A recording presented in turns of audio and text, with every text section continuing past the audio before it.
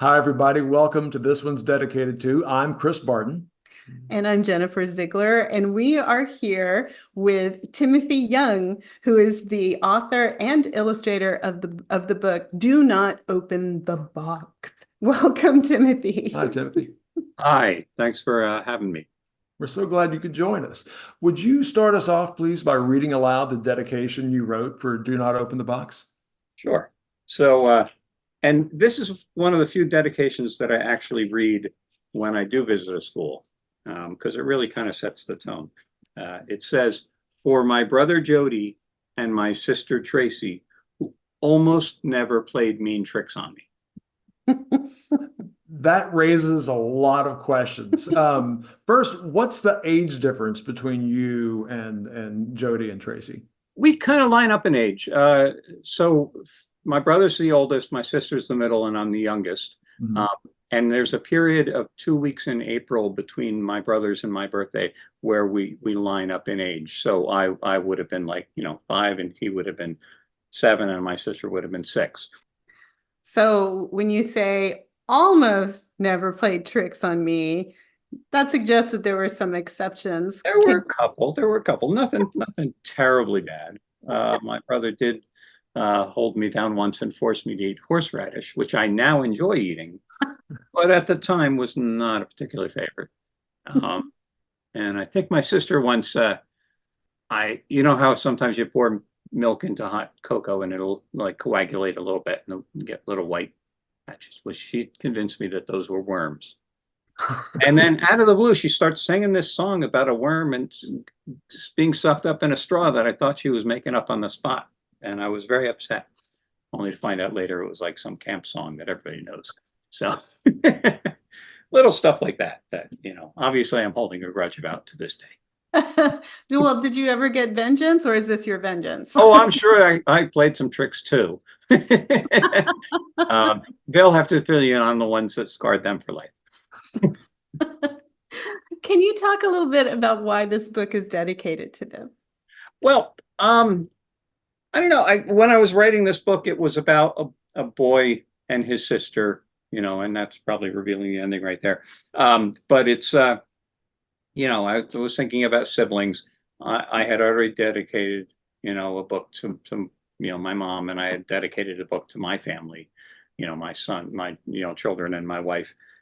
And it just kind of seemed like their turn. And then when I thought of the joke, I thought like, oh, well, I gotta put that in there. And I was really happy too with my publisher because they liked it so much. They put it on its own page.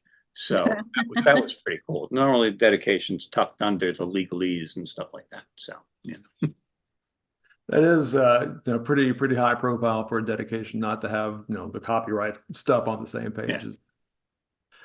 Was this the first time that you dedicated the book to your siblings? Yeah, yeah. This is the first time I mentioned them. So, they get their own book. Was not dedicating your previous book to them, was that a form of payback? Not really. It's you kind of go down the list. And as a matter of fact, the first book that I did, I'm looking for a monster. It's a pop-up book and it's really tight and they said there's no room for a dedication. And I was like, why? It's my first book and I can't dedicate it to anyone. And so since then I've kind of chosen my dedications wisely. So yeah, so it was like my family first, then like my best friends were one. Two of my books came out at the same time, Shadows on My Wall and They're Coming. And one of those books was dedicated to my friends, and the other one was dedicated to my wife and children. And then after that, it was my teachers from elementary school and my local librarian who had helped me. I can't remember who made the next cut, and then it was, my brother and sister. So I'm I'm I'm running out of people to dedicate books. Well, one of my books, I had to dedicate it to these two girls who inspired the book. At a school visit, I was reading The Angry Little Puffin, and these two girls came up to me and said, "Well, we're going to write a book called The Angry Puffin Wants a Muffin." And I said, "That's a cute idea. You guys should go write that."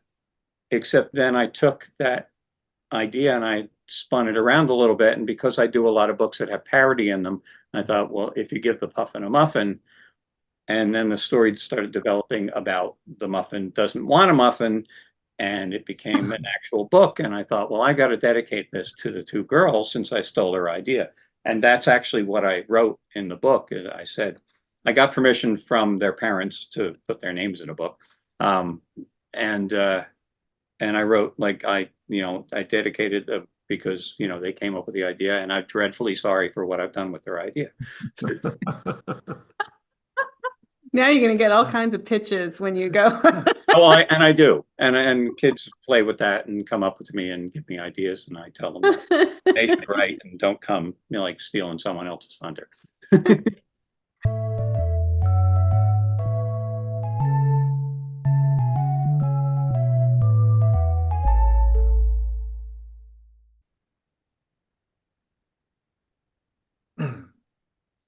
Hi, everyone. Welcome to this one's dedicated. Yeah, I already see it. All right, slipped up on the word dedicated. It's kind of the most important word. Yeah, a little bit. I should know it by now.